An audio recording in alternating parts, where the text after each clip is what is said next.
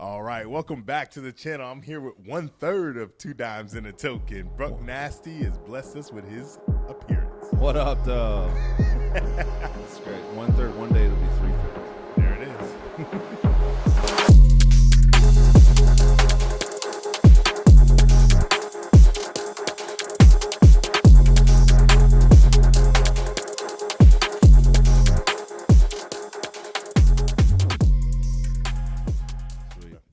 All right, welcome back to the channel. I'm here with Bruck Nasty. He had me on his podcast early in his podcasting career, I'll say. And, dude, that was like one of the first 20 episodes. Yep. And, dude, it was a blast because I loved it when we first started that because you were starting yours up. Yep. And you had a very, very different perspective, but I loved the idea of you promoting it. Yeah. And I was like, I hit you up a couple times. I was like, bro. Yep. We have to gotta get you on the pod. Yes. Yep. Plus, you had that awesome story about that skinny white friend you had. Remember? He loved it. And, hey, I still have that. As if you guys get a chance, go to 2 Dimes in a Token. The clip is still up, and it's actually got good amount of views. I think it's pinned. He's like he like big girls. Yeah. Oh yeah. He like big girls. They used to jump on his ass too. So. Oh man, but yeah, man, you blessed me with your presence, and you know now I want to return the favor and whatnot. But for those who maybe didn't see that or whatnot, you want to tell them a little about yourself, what you got going on, and so Bruck Nasty said we've been doing 2 Dimes in a Token for over a year now. So I think it's like a year and 3 or 4 months, and realistically, like the platform was built. It was an idea of being very open. I didn't want to have a major topic. Yeah. There's a lot of different podcasts with extreme focuses. I wanted to have something that was more of a broader Joe Rogan type. Mm-hmm. And we've been very successful thus far in the first year. I mean, we've really gone over a wide range of individuals. We did an exotic dancer. We did real estate masterminds. We did MMA fighters. We just recently got back from the Bare Knuckle Fighting Championship 57 in Hollywood, Florida. Okay. And it's been a really cool ride, but I think it's already accomplished. One of the goals that I set out for was really just to kind of learn about different perspectives. Mm-hmm. That was the big thing, is because my world consists of what I see in my bubble. Yep. You know what I mean?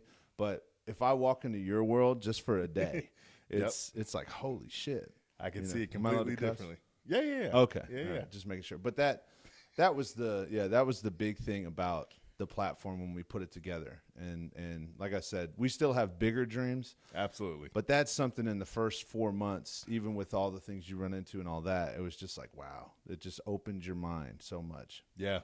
So, I mean, you're sitting down one day, hey, let's start a podcast. Like, how did it all transpire? Like, what made you think? So I loved the idea. This was before the pandemic, because the pandemic podcast blew up. Yeah. That was the golden point. If you started in 2020, you probably wouldn't be sitting here. Correct. Yes. If we had started it even 2 years before that, we'd probably be high. But no, man, it was I had been thinking about it since, honestly, probably my kids were like 3 or 4. Okay. And I remember listening, the first time I ever heard something that was a podcast was a Joe Rogan podcast. Mm-hmm. But the topic was something that was a little bit unique. I can't remember exactly what it was, but I was like, oh, this is kind of cool. And in my brain, I was like, okay, this is what they talk about all the time. So then fast forward like 4 to 6 months later, I heard another clip or something else on YouTube. This was like before shorts. This was before that time. Yep. So it was just like long form. It was like 15 to 20 minute sections of them sitting down talking. And I heard them discussing a different topic. And I was like, dude, what is this? So that I kind of dove into this thing, and I realized it's really just people having a conversation, and they're putting it on camera, and they're giving they're giving their own opinions, and pushing it out to the world so that people can comment on it. Yeah. Or create your own opinion from it. Yep. And from that point, this is like 2015, 2016, right in that range, I was like, that is something I would want to do.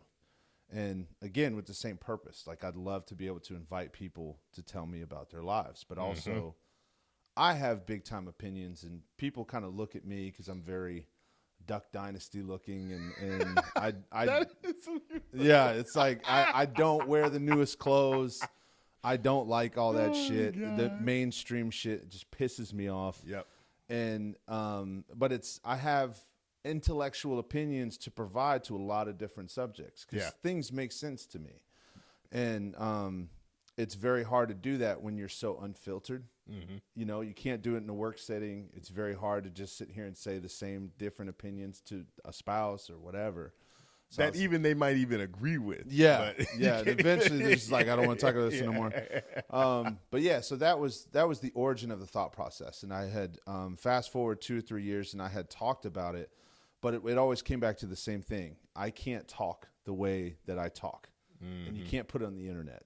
You know what I mean? Like, it's just, you'll get canceled, or people won't listen to it, or people won't take you seriously. Yeah. Just because there's language in it, or there's opinions that people aren't necessarily a favorite of. Yeah.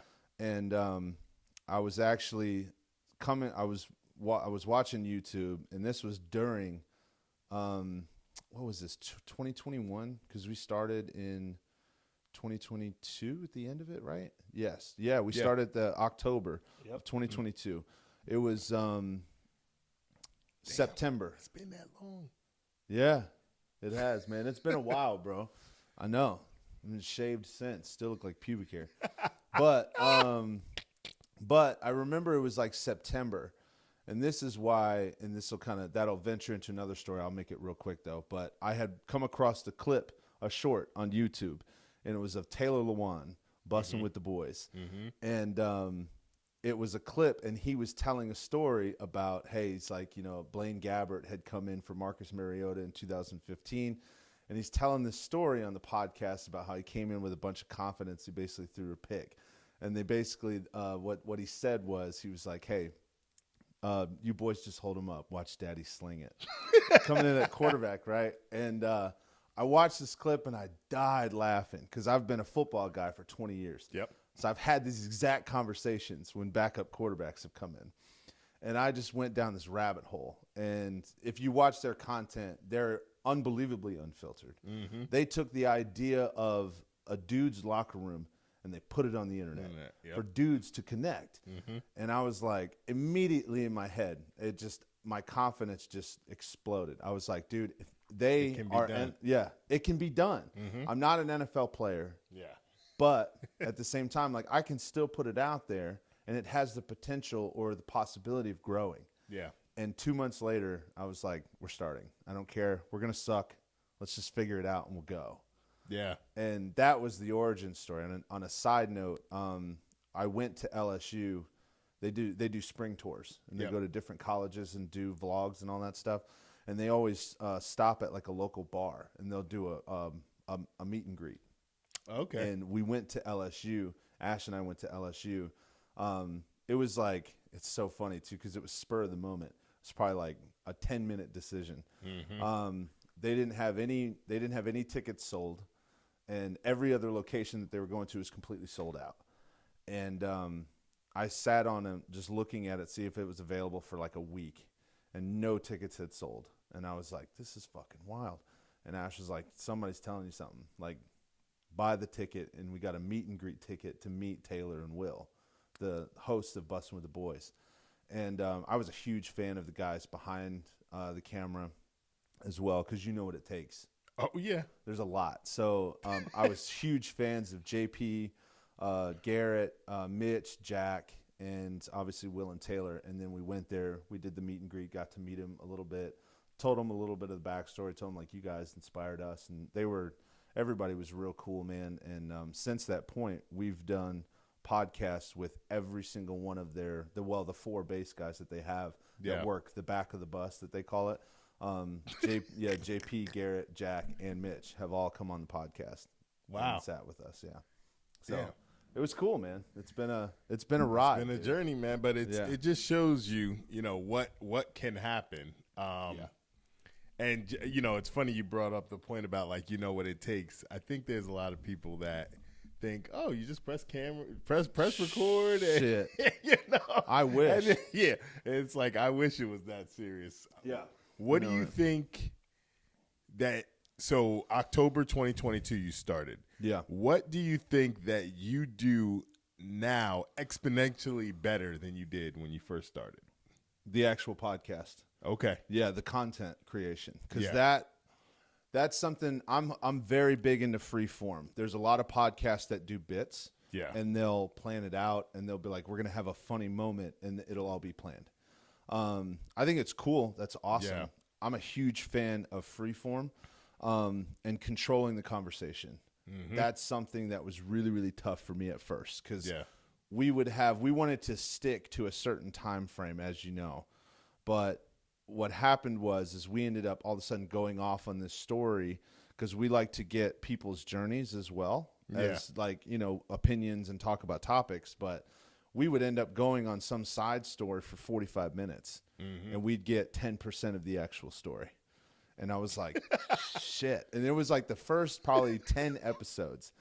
Because you don't realize it when you're first doing it. You're just doing it. You're like, hey, this is going to be great. Da, da, da, da. And then you sit down and you watch it like, man, this kind of sucks. So, yeah, you go off on tangents. So, that is one thing that has improved impeccably. That's one thing I've gotten fixed over the time frame. Gotcha. Okay. Now, you do some unfiltered content. Yes. Right? So, Yes, we do. if you could point to a time or story of when you've received the most hate or troll from TikTok, Instagram, whatever it may be, if there is a time, could you tell me about it? And then how you kind of maybe work through it? And what are your thoughts on it, really? Like, overcoming that and like... Oh, people hating on your shit? Yeah. I wouldn't say... well, actually, there is a big one. There's two of them, actually. I'll list them out real quick. We had a clip in a podcast we did with a guy named Matt Wilson. He was he's I think I remember this one. Yeah, he's a bodybuilder, and he also owns his own gym. It's the Do Work Factory in Baltimore. Yep. And we ended up getting onto the topics of participation trophies. Mm-hmm. And I'm a huge stance of they are completely useless. And they are a downfall to society. That's my opinion of it. And we posted a good clip on TikTok, and it hit big. And I think it has like a little over 150,000 views, something like that. Yep. And it got so many mixed comments. And there was one in particular that I'll never forget. And I actually replied to it with a video because you can do those replies on TikTok. And he's like, this guy's an asshole. He's just yelling at kids. Mm-hmm. And I was like, there's no fucking kids in the video. But what do I know? That one was funny to me. The other one was the bar folio. So we did a podcast with Mike and Matt, the owners of Sacred Arts Tattoo in Bradenton, Florida. And when they had such a cool story, you should have them on sometime because their business structure was, they just took a leap. Like they were playing a video game one night and the owner had asked Mike, he's a tattoo artist. Yeah. And he said, hey, you have 10 grand. And he was like, no. And he's like, all right, well, I'm selling this for 10 grand. So if you can get it, I'll sell it to you. And he's talking with his boy Matt, playing a video game, and Matt's working at some like food or some like health company where they sell like protein and something like a GNC. Yeah, something like a GNC similar. He's in the back on the computer playing a game on his lunch, and he just messaged over the thing. He's like, "You got 10 grand?" He's like, yeah." He's like, "All right, here's the idea." Like 20 minutes later, they're like, "Fuck it, let's do it." So they bought this place. All their artists quit that day that they took over, and they had no money left. They had nothing. They had to figure it out. So they had this whole thing they did. They were walking miles, putting cards on windshields. They were just doing the whole shebang. And one of their marketing tactics was they created a bar folio. They put together a portfolio of all of Mike's portraits because he's the basically the main artist there. And they would go to the bar. They'd throw it on the bar table, right? And those two would just sit back. In the video, it's so funny. He's like, so we'd sit in the darkness and we'd wait. Yeah. You remember that? Yeah. This is the drunk people love tattoos. Yes, right? Yep. Exactly. Okay. Yeah. So, and that's actually one of the biggest ones, I think, on TikTok that had like 500 some odd thousand views, something like that. And there was so many mixed reviews in that one. There was like people are like, holy shit, that's genius. Drunk people do love to talk about tattoos. You can get appointments this way, blah, blah, blah. There were a bunch of artists that were like, I'm going to try it. Then there was a whole other side that was like, you guys are really going to tattoo drunk people? You guys are fucked up. Like, there was people just taking it completely out of context and turning it into something that was terrible. Mm-hmm. And I didn't get massively involved in those conversations. I just kind of egged it along just to, push the video. Yeah. Because I saw the idea for what it was. It was a genius idea. You're Yeah. going to the place where people love to talk about tattoos anyway. But realistically, handling the criticism is, to me, it's not hard. It is what it is. Like, people go on the internet and talk shit to me all the time. Like, it's okay. Bruck, cool. you look fat in that shirt. Yeah, I remember like, for real. Like people talk shit to me all the time on the internet, and it's like, I think personally, that there are those particular individuals that feel the need to talk shit to someone that they don't know on the internet. You probably have a few more issues that you should handle before criticizing someone else, right? Say it again. Yeah. But also at the same time, I think that depending on the type of person you are, you can either just ignore it because it really doesn't matter, it doesn't create an objective in your goal, or you use it as motivation. Yeah. So it's really, that one's never been a troubling issue with me. I've never been afraid for somebody to talk shit to me because, I'm 35. Yeah. People have said a lot of shit about me. Yep. No. And honestly, man, the reason I asked you that is because I had posted a clip the other day. It just about, people get into this paralysis where even if it's not content creation, it's just anything that they want to do, right? And they're scared of that exact thing, of what people will think about them and what they'll say and what they'll do. And it's like, you really have to get to a point where you're like, fuck it. Yeah. You know what I'm saying? Like, people are going to talk about you regardless. I've done a couple videos. Mr. Beast does the most philanthropy I've ever seen in my life. Yes. Still gets haters. So you can't please everyone. And I think that's really where I kind of like you say, talked about getting better at the podcast and the craft. Like, that's really where I was like, you know what? I can't do this tiptoe thing and not try to hurt anyone's feelings. Like, I got to be authentic. I got to be me. Yeah. And talk about the things that I truly feel. Yeah. So, but I think that's important, man. And because I always want people to understand, like, hey, how did someone get through this? And seeing it as a way to motivate yourself. Is the best way possible, I think. Try me. I know. I agree with you 1,000%. The best analogy that I've always thought of it, whenever somebody's criticized me, it's always like, imagine if you make coffee. I can make 10 coffees the exact same way. There's going to be 2 people that don't like it.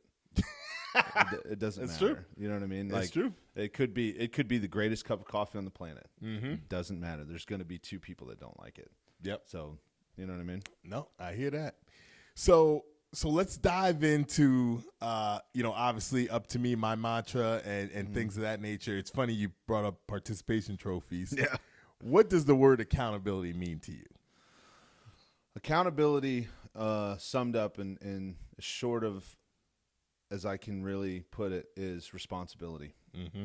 Right? And accountability to me they're really the steps that you have to take to achieve your goals. Yep. That's kind of what it is. There's different tools that we use to hold yourself accountable. Yes. You know what I mean?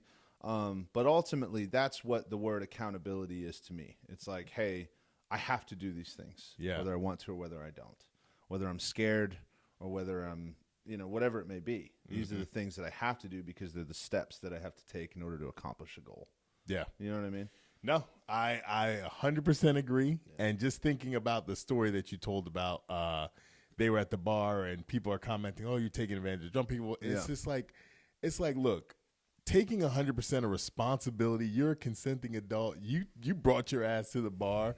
You drank whatever amount, and you decided to go and get a tattoo. Yeah. The responsibility is on you. You can't blame everybody else. And I think that's really where we've gotten to. You've done a couple clips about like this victim mentality, right? Yeah. Everyone wants to see themselves as a victim. Yeah. Because it's easier to pawn it off on anybody else because it stops you from looking in the mirror. Yeah, I think it's become a fad. It's become cool to people now. Pretty much. And that's what's weird to me. It's like, I don't understand, like, when it became cool to, like, make it seem like your life sucks more than the others. Yeah. You know what I mean? To me, that's just like, that. I wouldn't want to do that. That sucks. You know what I'm saying?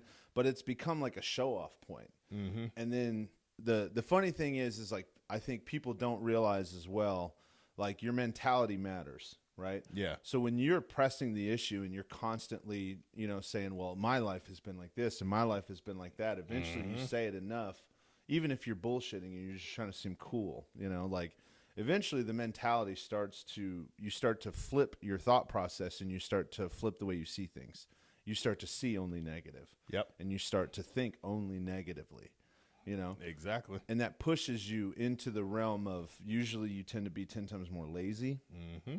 You tend to be 10 times more dismissive towards opportunities because of your laziness. And yeah, and it's true, man. And then on top of that, I think that you tend to really start to harp and destroy positive relationships that you have with people around you. It can be like your inner circle. It can be your direct family, you know, shit like that. Yeah.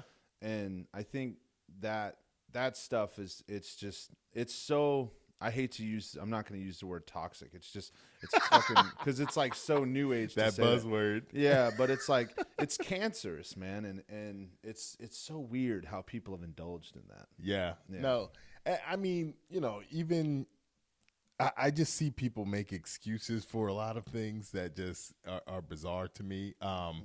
And I always tell people, man, if you take 100% of responsibility of your life, right? Yeah. So whether that's, hey, you got turned down from a job interview for a job that you were going for, you know, whatever it is, if you look at yourself and say, hey, what could I have done better?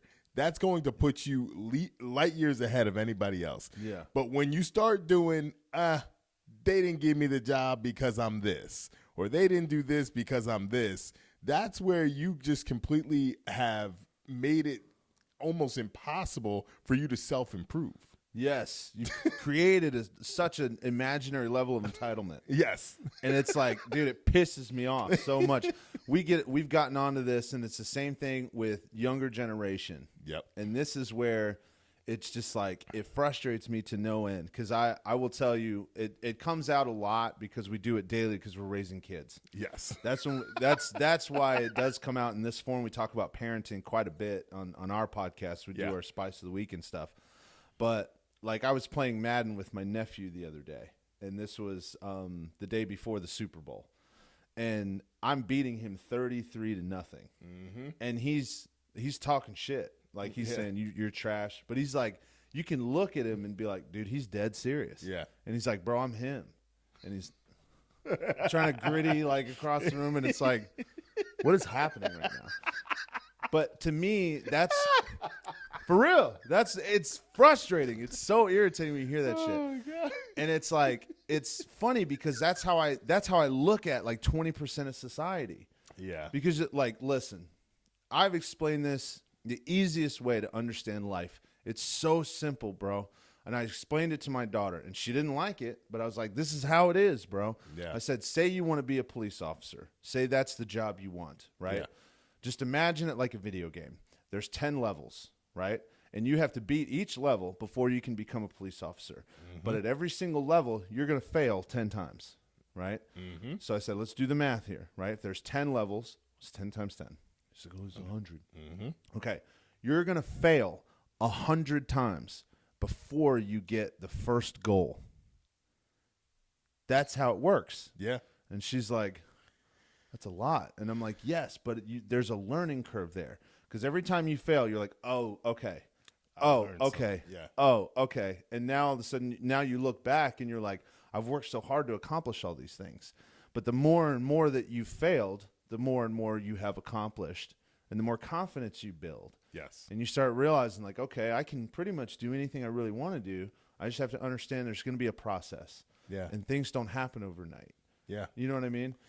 No, I mean, that I did. I even I talked about that in the video, just like, if I could get through this, I can get through anything, right? Yes. And it's like, people only see the outside, right? They this person, their daddy had money, or this, that, they grew up in this neighborhood, and it's like, yo, you don't know what that person goes through. Everyone has their own trials and tribulations, right? But it's how you react to them and how you deal with them and how you move through life, which is going to get you where you need to be.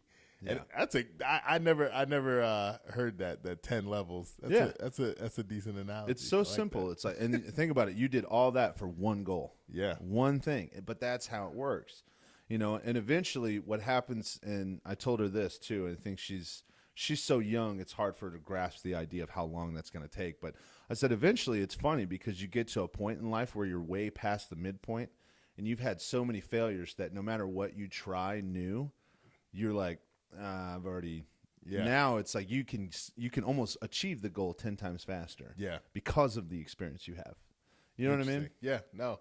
I mean, but just the more powerful thing in that is you're giving her the right expectations. Yes. Right. Yeah. And because that what will cripple people when they don't like me. It's like, not everyone's gonna like you. Yeah. Everyone's not gonna like you. And that's to be honest, like this is going to be a little bit of a hot take, but I'm very direct with my kids.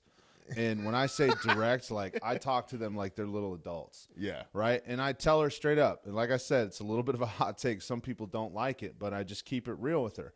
Like my daughter, what's the first thing that comes to whenever it comes to girls? Usually don't talk about weight. Mm-hmm. That's usually a hot topic, right? Yeah. I tell my daughter straight up, if she's on her second bowl of ice cream, I'm like, you probably shouldn't eat it. She's like, why? And I'm like, because eating too much of that shit will make you fat.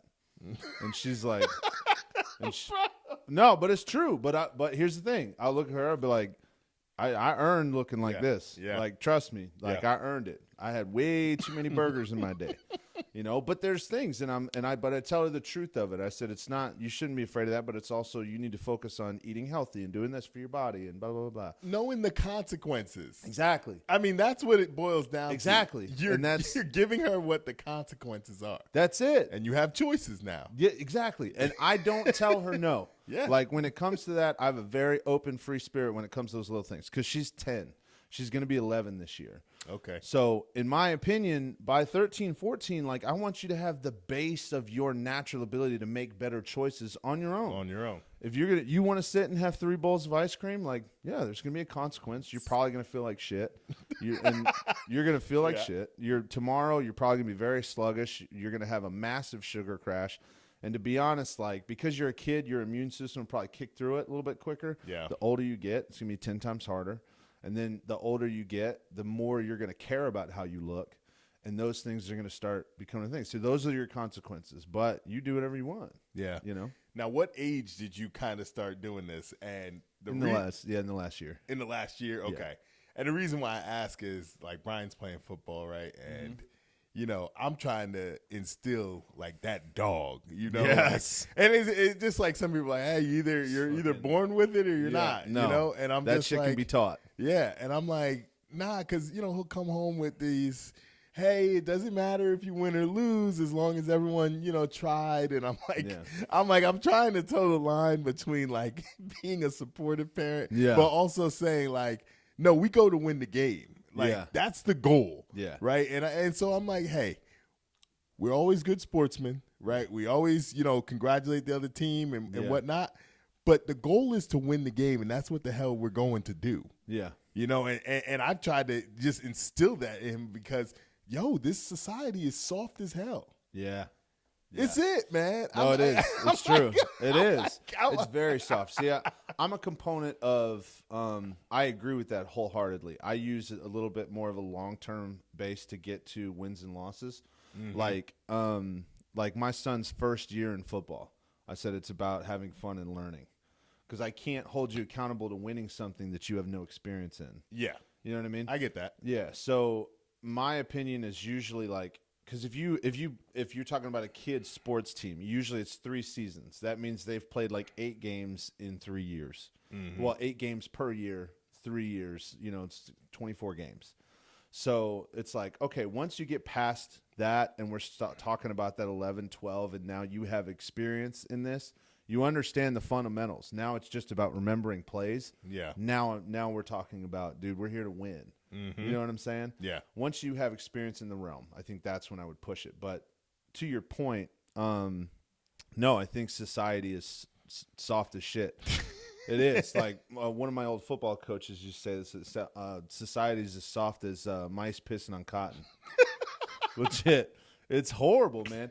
It's terrible into a realm too, because I can tell you right now, like, I'm not perfect, dude, and I've had my moments of just where I've been sorry as shit, and there's no doubt. But the overall big picture is, it's like things, people, again, I go back to this younger generation thing, but I think the technology and instant gratification has hit people. Yeah, it's hit people so hard to where there's no patience anymore, and there's all they see are successes because, and they like lose the thought process. It's like, guys, nobody puts the 90 hours that was put into making the podcast. All you see is the podcast. Mm-hmm. No one sees that. Yeah. And everybody has this expectation now, like, oh, well, good things are just supposed to happen.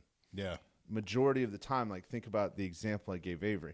Majority of the time, honestly, things kind of suck. Yeah.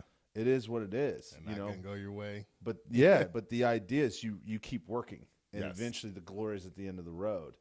And it's caused, like you said, I use the word soft, but it's caused such an impatience in today's society to where they don't have the ability to work through difficulties. Yeah. And it's just, that's sad. Yeah. It's a sad thing for a lot of people that will never understand that. Well, I'll take that as an opportunity to kind of just speak directly to the audience, and I'm sure Bruck probably agrees with what I'm about to say, but our job as parents is to make sure our kids are self-sufficient, so by the time that they get to grown adults, they can fend for themselves. That means we have to tell them what they need to hear and not always what they want to hear. And I just think that's a big mantra that I usually live by. Like, obviously, you know, age appropriate, right? But my goal is, look, I'm not going to be here forever. So I need to make sure my kids are going to be okay. Not just financially. I need to make sure that they're able to navigate life in a responsible way. Yeah. No, I couldn't agree with you more. A lot of people try to be their kids' friends. That's not your job. Yeah. My job is not like, well, I went through this as a kid and da-da-da-da. And it's funny because people love to say that shit. Yeah. And I kind of look at it, and it's like, what makes me laugh a little bit is like, okay, you went through some trauma when you were a kid, because, you know, some people went through some actual shit. Yeah. You know, and then some people was like, oh no, my parents just told me no all the time, so I make sure to give my kid everything that I can. And it's like, okay, well, now see, the difference is you know how to work for some shit now. Yes. What do you think your kid's going to learn? That you're just going to give them everything. Mm-hmm. And that's the part that molding, especially new societal structures that are coming up, you molding that everything should just be provided. Yeah. And that's not how it works. Like, that's the sense of entitlement.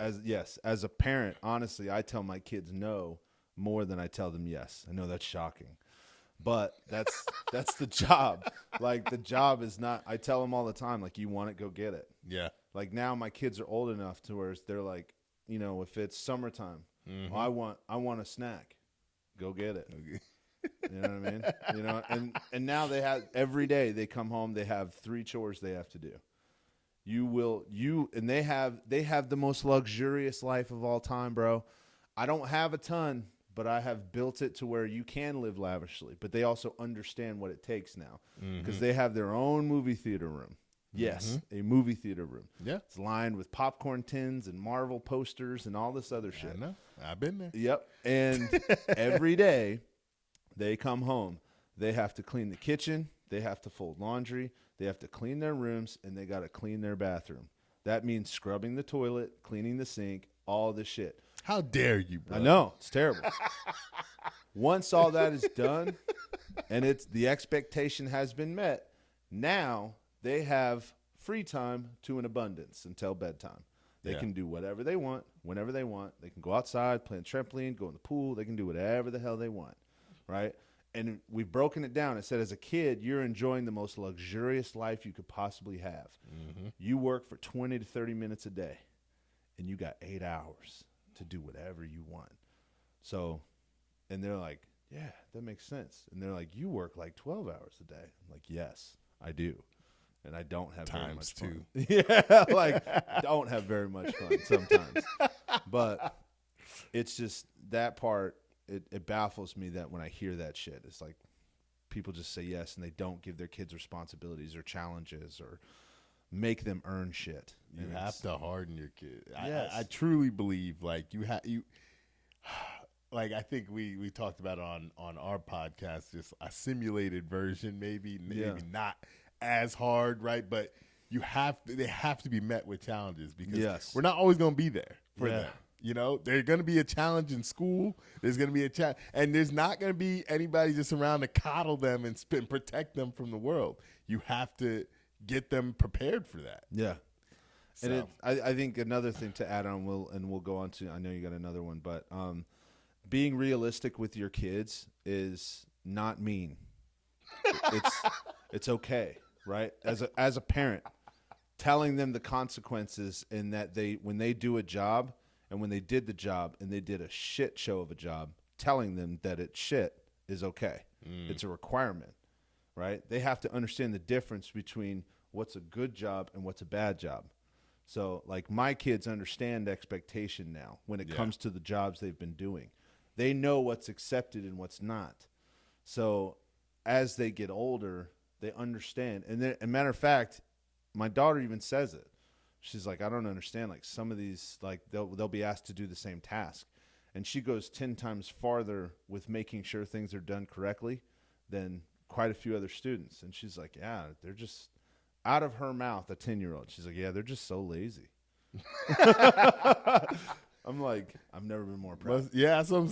Must be a proud moment. It was. I think the biggest differentiator, because some people might watch this and say, oh, Bruck, you're overbearing. I think the biggest thing for me is even when you're hard on them and have responsibilities and expectations put on them, you always remind them that you love them and you're there. Dude, that was literally going to be my next point. That's it. Yeah. Like, you know, because you hear stories, oh, my father never told me he loved me or he was proud of me, right? And that's the completely opposite of how I live. Like, I tell my kid, even when I'm mad, I love you. Oh, yeah. I'm disappointed in you, but I love you. Good night. Oh, my God. So I'll tell you this. And then there's not a day that goes by where I don't tell them, probably 20 times. I'm very overgiving when it comes to the care. Yeah. And I tell them whenever we're having difficult conversations, I tell them, hey, whatever you did was dog shit. It really was. However, does it change the way I feel about you? They're like, no. Yeah. Does that, I always love you, don't I? And they're like, yes. I said, who will always have your back no matter what you do? They're like, you do.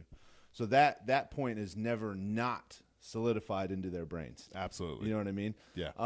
But also, just to throw this in there, I think one thing that we could take as a lesson too, especially I want to get on the older generation now, understanding that you have to give an example that you are not their friend, but you are also not perfect. So like there are times where I fuck up and I talk to them, but I tell them and I show them and I give them an opportunity. Because there's times, let's be honest, like we're all human. Yep. I'm working for 14 hours in a day and I'm editing a podcast and shit's not going right and something happens and next thing you know, I'm snapping at people in my house. You know what I'm saying? And it's not like horrible, like you suck, something like that, but it's, you know, just being short and being rude sometimes. And then they know they have the autonomy. Like my daughter can come up to me and be like, hey Dad, it looks like you're in a bad mood. And like, I get it, but I don't think you should talk to me like that. And immediately it's like, all right, you're right. You're right. Dad's overdoing it. Dad needs to take time out. I need to leave your guys' area because I'm the one in a bad mood, not you. I got to take a trip. I got to take a walk, whatever it may be, and I got to figure my shit out. Yeah. You know what I mean? They're comfortable doing that. They're comfortable having that conversation. That's good, though, man. Yeah. That's good instilling that. So. Well, you've talked about working 12, 14 hours. Yeah. I do want to ask because you have an insane motor. Yeah.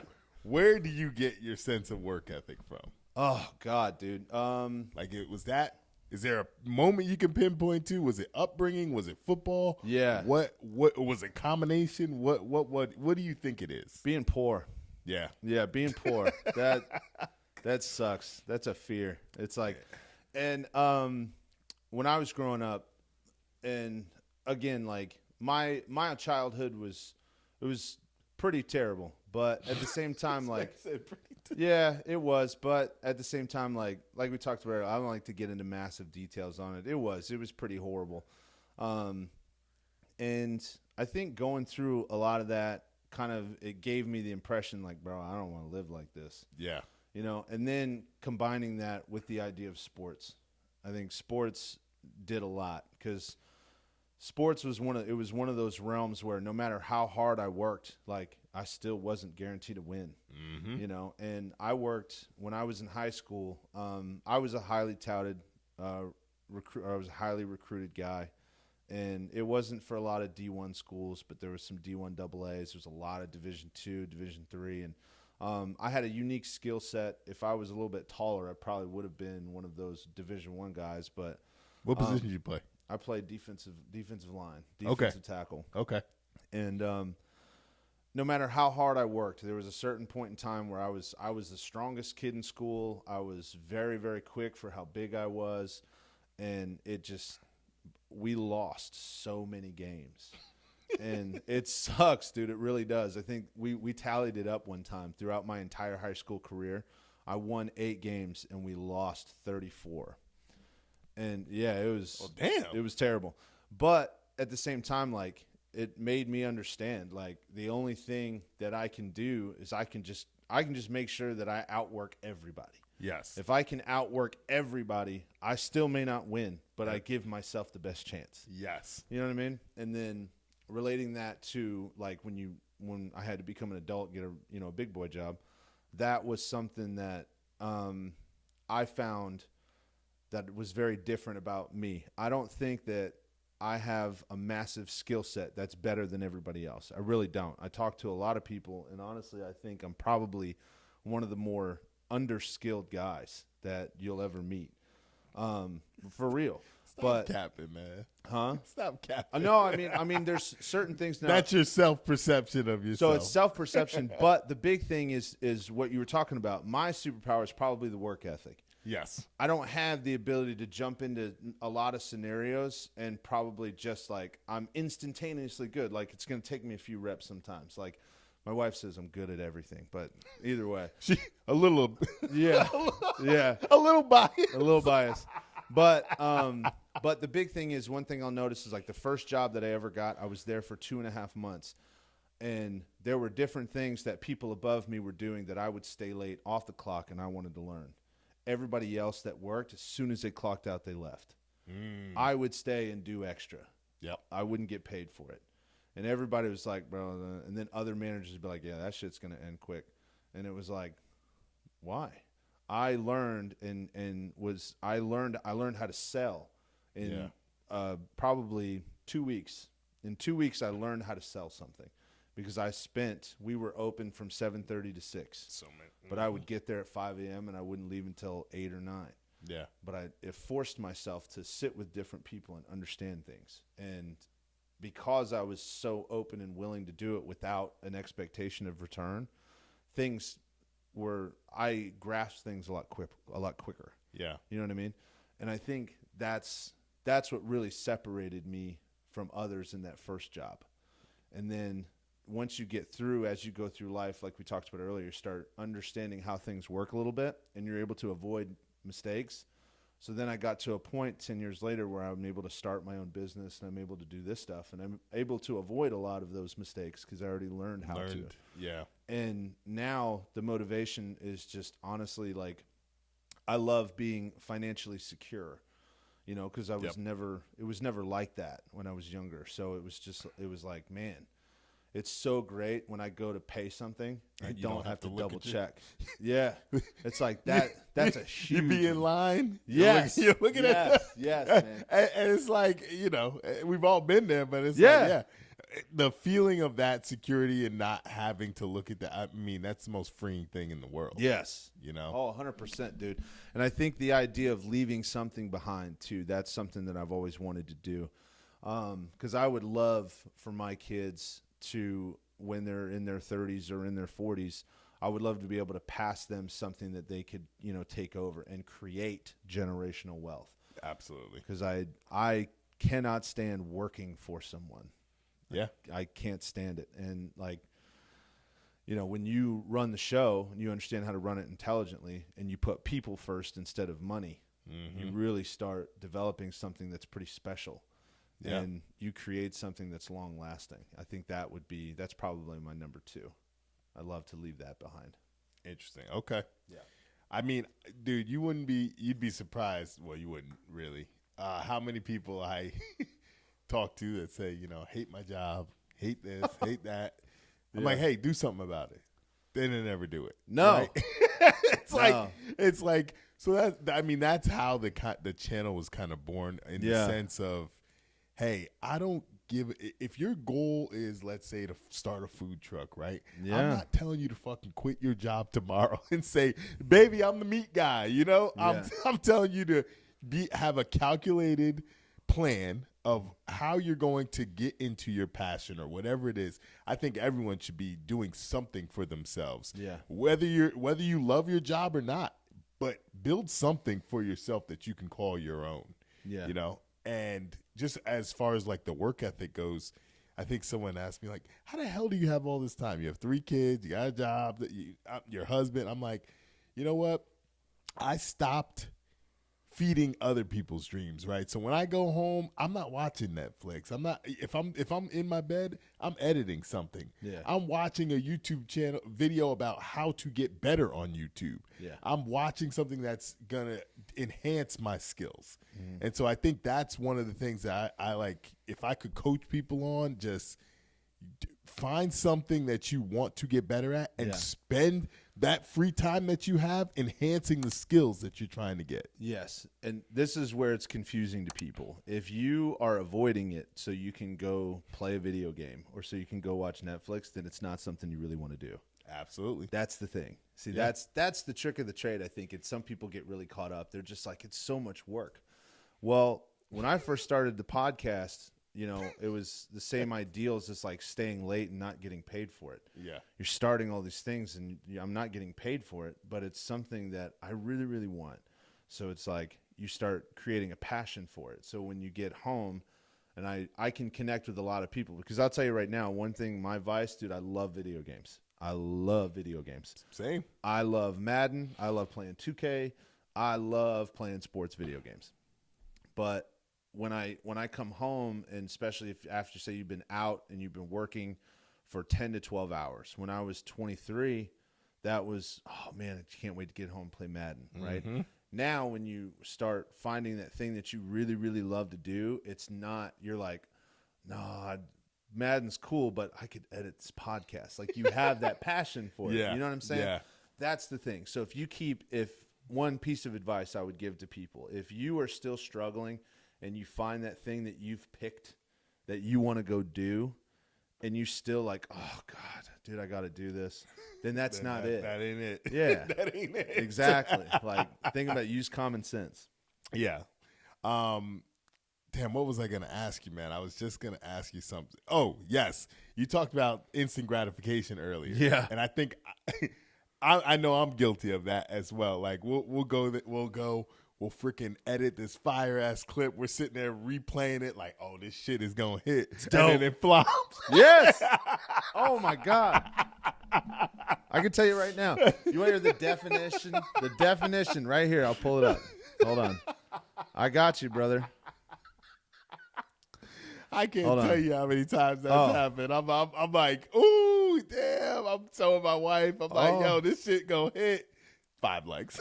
Yo, I'm telling you, man, it's tough because this is part of those 10 fails before you get to the first step of the 10 steps. Yep. Right. I said to myself, dude, we're gonna take off, and we got fire content. Excuse me. Here we go. 1,069 posts on Instagram. You ready for this? There's only 3,000 followers. Okay. Right? Here we go. One video on Instagram has over 140,000 likes. Or 140,000 views. Yeah, excuse me. 140,000 views. Yep. The next closest was 72,000. Then the one after that was 50, then 40, 17,000, and then there's a ton of them that are 4,000 or 5,000. All 1,069 of these posts, I swore to God, was going to be the next million, brother. Million. I'm going viral. I'm going viral with this. I know, right? Instantaneously. For real, dude. No, but honestly, it's humbling, and Yeah. it's look like, even though you put that work in, right? Yeah. You gotta keep putting that work in, and eventually somebody's gonna notice. Yeah. It's going to break through. You've seen that picture of the guy who's like hammering and milling, and the gold is right at the other side, and he stops short, and it's like, it's just like this. You're not always going to see those successes, right? Yeah. But, and you say only 3,000. Hey, it's more than you had in 2022. That's what I was gonna say. Yeah, no, it is. And we've had huge bumps from different guys, but it's funny because like every time we post some podcast clips, there's always more and more viewers, right? There's more and more views than the average. There's more and more here, more and more there. Every time we have a new guest, there's 10 more followers. In some cases, we've got 100 more followers. Like there's always been something, right? And what's cool now is like the networking opportunities that have come from the guests that we've had come on. And like I said, we went to the Bare Knuckle Fighting Championship in Hollywood, Florida. We were hanging out, just shooting video. And we got to interview 7 different fighters. We scheduled 5 more podcasts from it. One with quite a few guys that have 50,000 or 100,000 followers that have an interesting story to tell. There have been people in that area that have reached out to us to come onto the podcast. Interesting. There was Okay. 2. I'm not going to say like it was 100. No, there was 2, which that is the first time ever as a new podcast someone's reached out to us to ask to come on. And it's like that right there is an accomplishment. And it's like, damn, like we're hitting that traction, and it's at that point where like each step there's always just a little bit more. Yeah. You know what I mean? So that puts me into perspective. Yeah. The networking connecting thing. Now, let's not get too rosy. Was there ever a time, and be truthful, that you ever were like, this is not it, I want to quit? Month and a half ago. Really? Oh yeah. Yeah, I was done. We went through a really harsh situation. I had to post up the night before, and it was some bullshit, bro. I texted you about it. Remember? Yes. I texted you? Yep. I was done. I was like, bro, I'm done. I'm putting in hours on end editing and doing this. Got you. Yeah. And it was stupid because when people that don't know, there is so much that goes into behind the camera, bro. There really is. People don't know. They don't know, bro. And when you start getting into it, that's why a lot of people quit when they get 1 month into it, right? And we've been kind of pushed into, and we're learning how to do all this stuff. And what happens is you have to buy a bunch of shit. You have to be financially set to be able to start some of this stuff. Yes. Because one thing that is ensured, we talked about it earlier, you will get criticized. You will get burnt alive if your quality sucks. Yep. Yes, like audio, video, whatever it is. It all has to be tight. Yes, it all has to be tight. And we've had instances where, and this is, like I said, it was a shameful event with Garrett and JP doing the Bussin' with the Boys guys. I was so stoked, and we had a camera malfunction. The whiting wasn't set right, and it looks blurry as shit on our center stage camera, on our wide view lens. And it ruined the entire podcast. So I'm like, I have a choice. I can tell them that I completely fucked it up, and now I don't have any material for the next 3 weeks.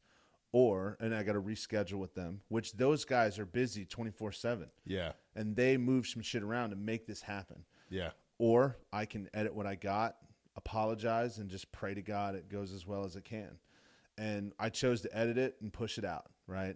Not a great decision, but also either way, it's kind of a lose-lose. Yeah.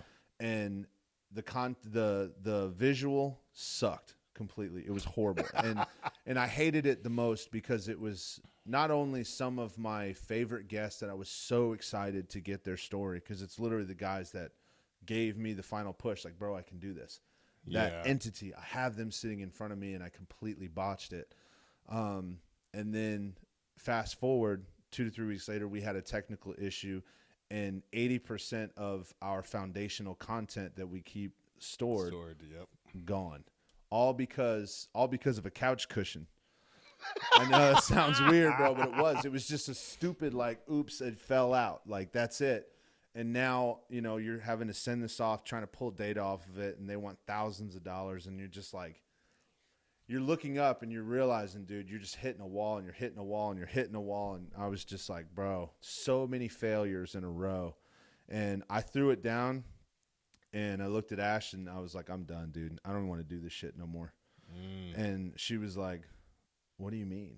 She's like, Mike, this is literally the only, like, business that you built that you really enjoy. Yeah. The other ones are profitable, and you don't have to spend a lot of time, which is why you do them. But, it's like, fuck, dude. And probably 48 hours, and we shot another podcast. This is where it gets great.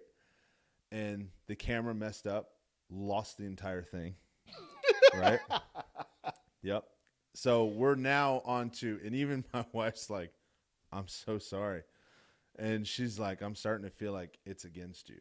And I was like, it's starting to feel that way. And fast forward another 48 hours, and I'm at the Bare Knuckle Fighting Championship, and you have tons of people trying to get in front of us. We shoot a great podcast with Cyrus Fees, the announcer for Bare Knuckle, who's the one who got us the media pass. We meet tons and tons of people. We network with a ton of fighters. We met with another guy who, the Native Boys, who we're shooting a podcast with at the end of this month. And it all of a sudden it explodes again. And you're just like, holy shit. Okay.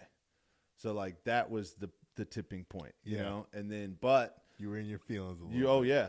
Beyond in my feelings, bro. I was to say the least, your boy was butthurt. It was terrible. But once again, like we had talked about, like just keep going. Yeah. And next thing you know, we're in Hollywood, Florida, and we had a ton of fun. Yep. All these people were unbelievably amazing individuals. They gave us so much time. Cyrus got us in before the event even started, like 3-4 hours before the event even started. We shot a live podcast. I'm sorry, I keep saying live. We shot a podcast which airs, well, for here it's tomorrow, but whenever this releases, a week or it'll two probably ago. be a week. But then we sat with him. We had the whole ring on the backstage, perfect setting. Content came out great. Damn. Like I said, it was just like, it was unbelievable.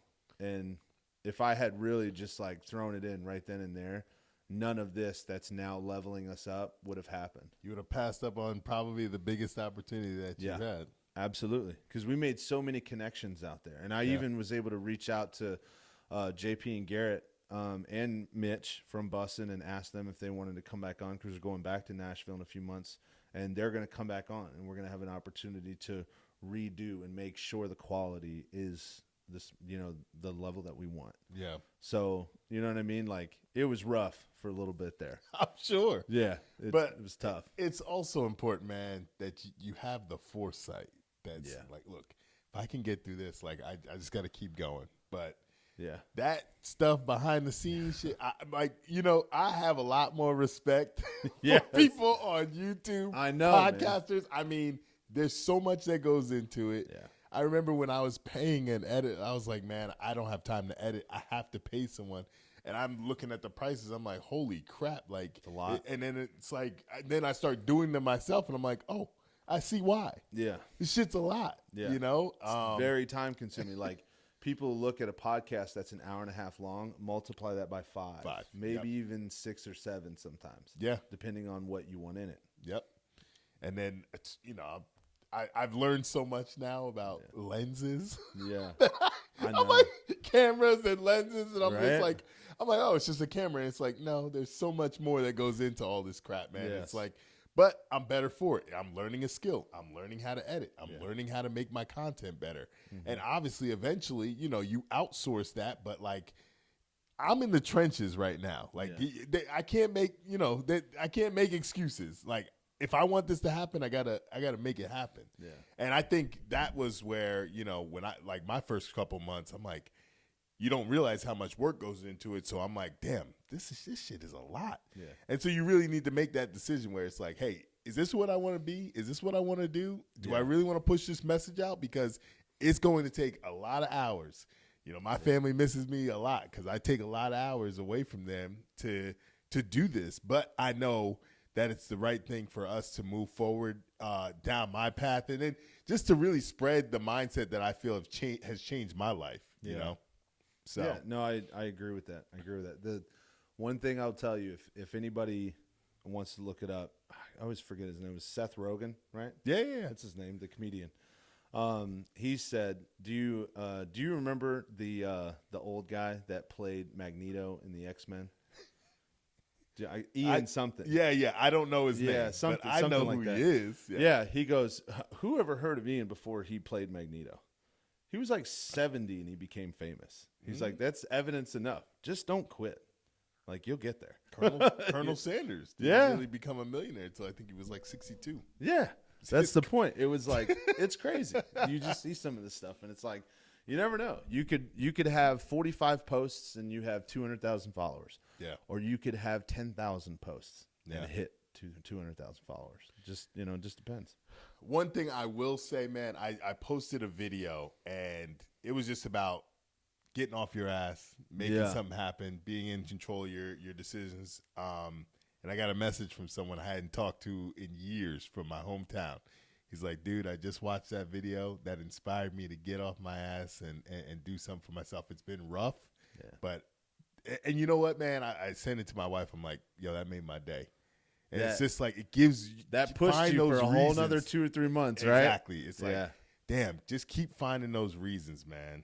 But I think the last question I do want to ask you though is, what does success look like for you, man? I mean, if you had to define what success is? Yeah. Would you say that you're there? What does it look like for you? No, I got a lot more work to do. Okay. But I would think success is an overall definition, right? Not mine, because everybody's is different. Yes. You know, and it's very subjective. That's why I asked that question. Yeah, it is. It is. It's a very subjective term, right? And I think personally, success is accomplishing the ideal lifestyle as long as it doesn't affect negatively affect others. Ooh, okay. I think that, to me, that is success. If I make it till I'm 75 years old, which I've partied a lot, so I don't know if I'll make it that far. But it's like, if I can build something and say I'm podcasting, and next thing you know, I'm at like 5,000 episodes, right? And even if we only ever get to 10,000 followers overall, you know, but it's something where I've helped people, or I've made people laugh, or whatever it may be. To me, that would be successful if I have things I can pass to my kids, as far as like a business, something that they can really go out, pick up, and start building even more off of. To me, that is success.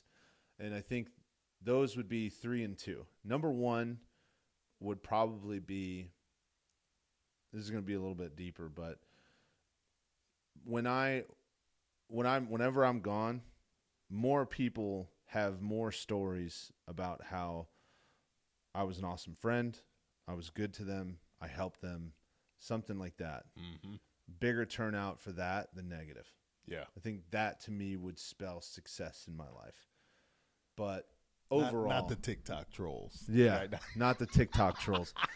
I think that success, again, as an overall, if you're really going to evaluate what you want to do, figure out what's important to you. You need to have your foundational priorities.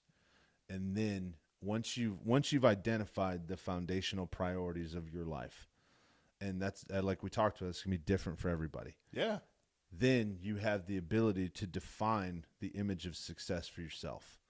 And that could be like some people's priority is going out and partying with friends. You know, maybe they don't have kids. Maybe they don't have this. Maybe they don't have that. One of my priorities is to make sure I enjoy my life 24/7 all the time. And for some people, that means I'm going to find a way to make $6 today so I can go out and get food, but I spend all day on the beach. And that's success to me. You know, like it really depends, you know, but whatever it is, find your foundations, and then whatever you do from there, create success based upon your dream of life, as long as it doesn't negatively impact others. Gotcha. Okay. Could we say that one objective foundation of success is the absence of financial stress? Absolutely. Could we say that? Okay. Absolutely. So like, again, though, if you want, because there's another side to that argument, which I can already tell we're going down. Like success, I want to tell you up front, success doesn't have to be money. Yep. Right? But if it is, right, if you choose it to be, or if it is something, let me put it this way. If it's not something that's in your foundation, don't bitch and complain when your life sucks, because that was not a foundation that you chose. You know what I mean? Yeah. Like, oh, fuck, I live paycheck to paycheck and my life sucks and everybody's against me. When you chose your foundations, if being financially set up is not one of them, do not complain. Yeah. That's part of life, right? Yeah. On the other side, if it is one of those things, but you're too lazy to go get it, don't bitch. Like you can't complain when these things are self-sabotaging. Yeah. Because any amount of failure, you can always reduce back to something you could have done better. Yeah. Period. End of story. It doesn't matter if you get fucked over by some business deal or some person. Like, you know, I did a podcast with somebody one time and I was expecting them to promote it, and they were a huge entity, humongous. I'm talking about like 4 million followers. Yeah. Right? Didn't help us one bit. The moment we left, never talked, never responded, all this other stuff. 'Cause that's a true story. But that's the point. It's like, you know what? We flew all the way out here. We spent tons of money, and you didn't do anything to help promote it. And it's like, okay, what could I have done? Okay, I probably could have established that connection up front. I am expecting you to help push this because we're making a huge financial investment to come talk to you. It's the same thing no matter what you do. If you're not willing to put in the effort, don't bitch. It's always up to you. Yeah. Ooh, there it is. I like it.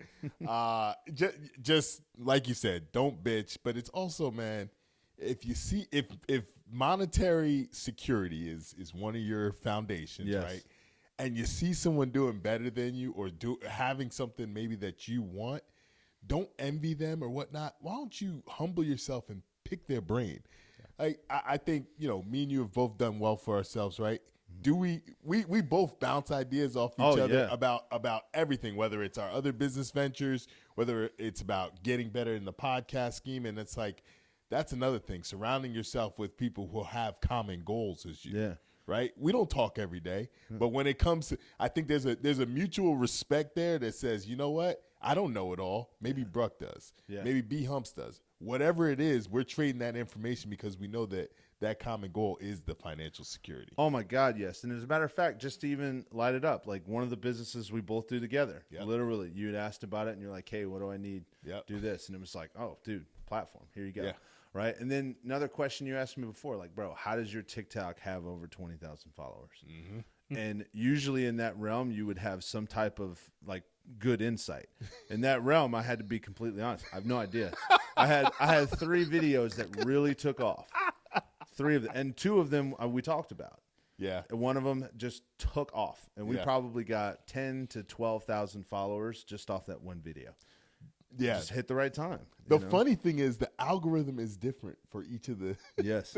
Like when you say there's a lot that goes into this, like what works on TikTok might not work on YouTube. God, no. It doesn't work on Instagram. I know. Like it's very, dude, I've been diving into this stuff. It's very like complex. It is. and it's funny because I feel like the algorithm on the two platforms that everybody wants to be highly successful on, Instagram and YouTube. Those are the most difficult ones. Yeah. Because I threw up that video within 2 days. I threw up the bar folio. Yeah. And it had 50,000 views.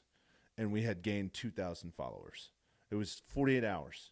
Oh, on TikTok. Yeah, on TikTok. I threw it up on Instagram the same time frame, and it had like 3,000 views. Wow. That's it. And you know what I'm saying? Like, because you can't see who follows you from videos on there. Exactly. But on TikTok, it was like, holy shit. Like, it just blew up.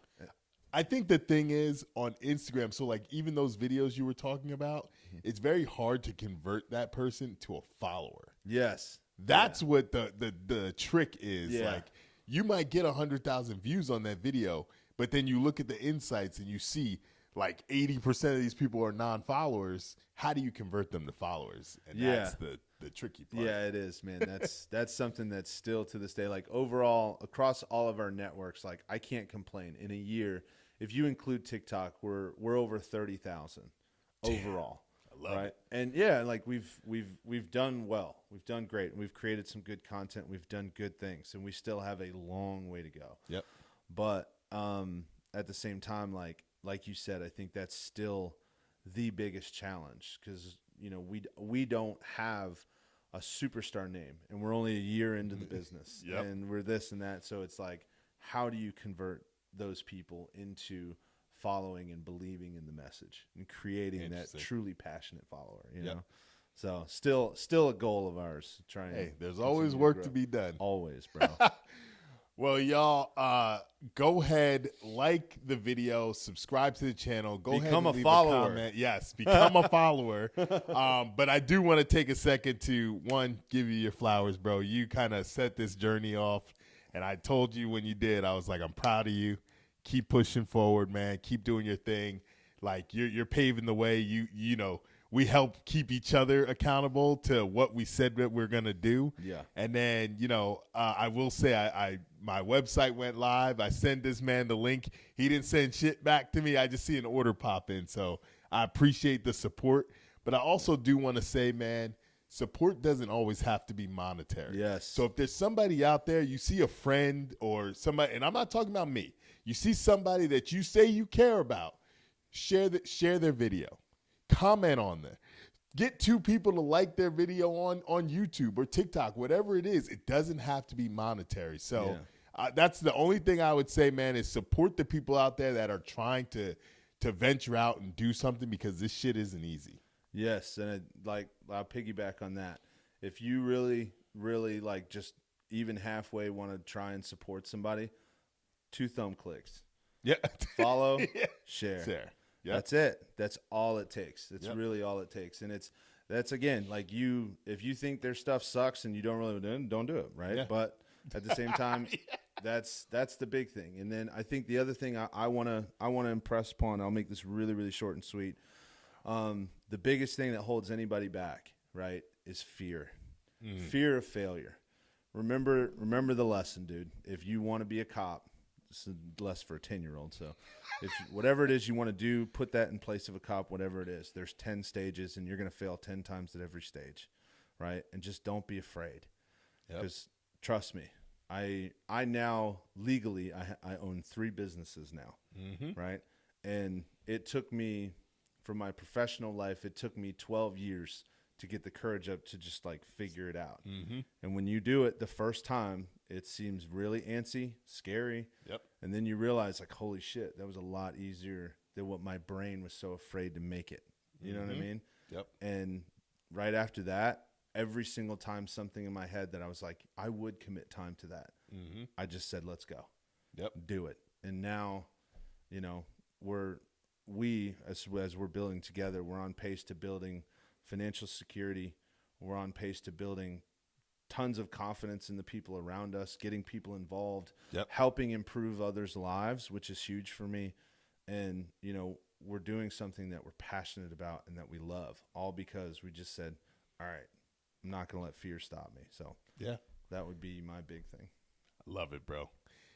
Tell us where we can find you, sir. Oh, shit. Tell us where we can find you. 2 Dimes and a Token. You can find us on YouTube, TikTok, Instagram, Facebook, the whole shebang. Soon to be coming to, I think it's called Twitch. Okay. Right? We're trying this new streaming platform. You're doing some streaming, huh? Yes, okay. but we're big into MMA. We're also big into the sports world. Like I said, we have covered so many different topics, and we're going to stay broad. So one thing you can also find us on is Spotify. You can find us on Apple Podcasts, Google Podcasts, which I think is going away this month. I can't remember what it's going to, but and then pretty much I think there's a bunch of other mom and pop audio platforms that you can find us on. Pretty much, you're just everywhere, huh? Yeah, pretty much. We tried to make you sure. You didn't want to limit anyone. Yeah, I didn't want to have a committed. I didn't want to be committed to one thing. I already made that choice when I got married. I didn't want to do it in my podcast. All right. So, but yeah, you can find us anywhere, and again, you can actually reach out to us too, because the story of 2 Dimes and a Token. My brother was an addict for 15 years, and he's actually the token of our show. So if you ever have some questions where you need some help, he is a big push and influencer when it comes to that. You can email us at 2dimesandatoken@gmail.com or reach out to us on any one of our socials. Could someone that maybe wants to be on the pod too find you there as well? Absolutely. Okay. You can message us directly. Cool. We have other people that monitor the social media stuff. But if it's a direct message for anyone, me, Kanyeezy, or Token, then they make sure to redirect it straight to us, and we'll be able to answer typically same day. Got it. Okay. Well, hey, there we have it, folks. I'm going to leave my website in the description below. Grab you some merch. I'm still waiting on mine to come in, or else I would have wore it right here, and I would have probably had Bruck wear his. But yeah, it's going to be there. But remember, the future I see is up to me. I'll talk to you all on the next one. Take care. That girl, you got no contest. What you want, you get express, no stress.